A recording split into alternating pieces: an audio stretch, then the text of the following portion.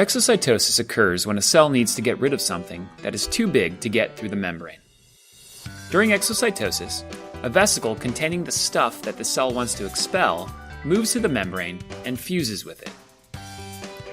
As you can see, this allows the stuff out.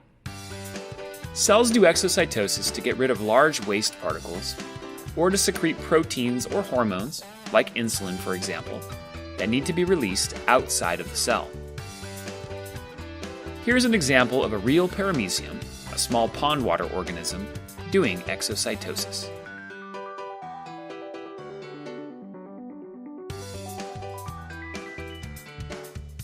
If you enjoyed this video, please like it, subscribe, and check out the other free games, quizzes, and interactive learning experiences at Bioman Biology.